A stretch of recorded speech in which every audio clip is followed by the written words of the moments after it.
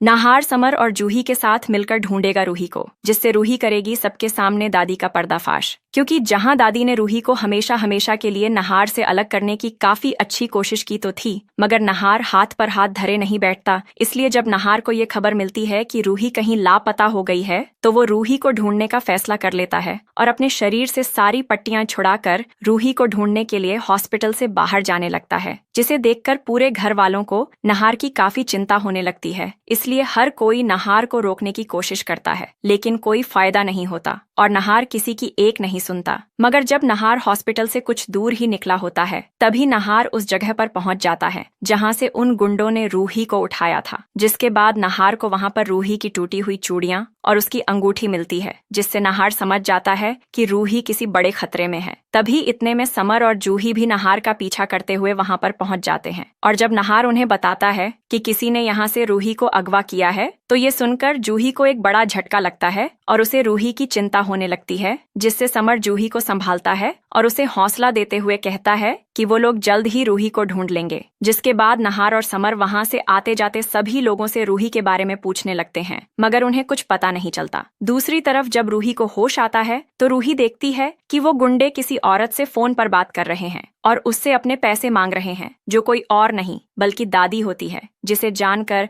रूही को एक बड़ा झटका लगता है और रूही समझ जाती है कि दादी को रूही पर भरोसा नहीं था कि वो नाहार से खुद को दूर रख पाएगी। इसलिए ही दादी ने रूही को अगवा करवाया। लेकिन रूही बेहोश होने का नाटक करती है, जिससे उन गुंडों को लगता है कि रूही को अभी तक होश नहीं आया। तो वहीं दादी के पास जितने पैसे थे, वो सभी दादी ने नाहार के इलाज में लगा दिए थे, जिससे दादी को समझ नहीं आता कि वो अब गुंडों को पैसे कहाँ से दे। इसलिए दादी घर जाती है और रूही के कमरे से उसके गहने लेकर उन गुंडों के अड्डे पर पहुंच जाती है और उनसे कहती है कि उन्हें हमेशा के लिए रूही का काम तमाम करना है और किसी को कानो कान भी भनक नहीं लगनी चाहिए कि रूही कहाँ गई। जिससे वो लोग दादी की बात मान लेते हैं और रूही ये सब सुन रही होती है। लेकिन जब वो गुंडे किसी काम से बाहर चले जाते हैं, तो रूही मौके का फायदा उठाकर और अपनी कुर्सी खिसकाकर उस जगह पर पहुंच जाती है जहां पर उसका फोन रखा होता है। इसलिए रूही जल्दी से अपना फोन ऑन करती है और नाहार को अपनी लोकेशन भेजकर गुंडों के आने से पहले फोन को बंद भी कर देती है। इसीलिए जब नाहार अपने फोन में रूही का मैसेज देखता है, तो उसकी जान में जान आती है,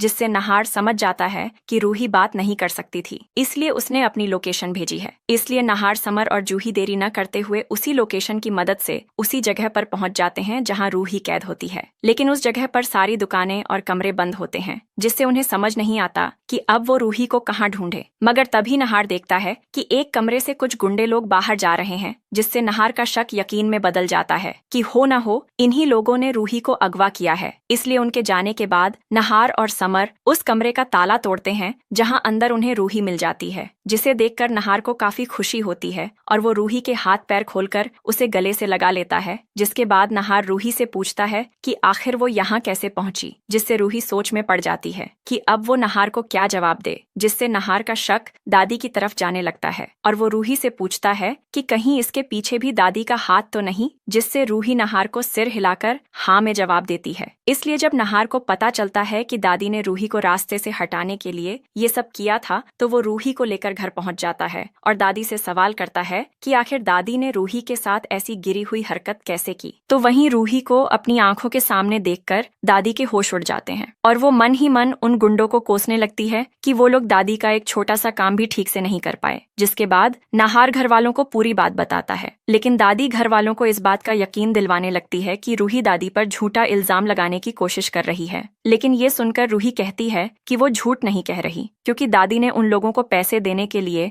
रूही के गहने दिए थे। इसलिए जब घर वाले रूही के कमरे में जाकर रूही की अलमारी चेक करते हैं, तो वहां से रूही के गहने गायब होते हैं, जिससे दूध का दूध और पानी का पानी हो जाता है। जिसके बाद रूही घर वालों को ये भी बताती है कि दादी ने नाहार की जान के बदले रूही के साथ एक सौदा किया था कि वो नाहार की जिंदगी से कहीं दूर चली जाएगी। जिसे सुनकर रतन और नाहार को दादी पर बहुत गुस्सा आता है। इसलिए अगर आप भी चाहते हैं कि अब रतन और नाहार दादी को घर से बाहर कर दें, तो वीडियो को लाइक करने के बाद कमेंट्स में अपनी राय देना न भूलें, क्योंकि दादी को हमेशा के लिए घर से बाहर करने का ऐसा बेहतरीन मौका फिर कभी नहीं आने वाला।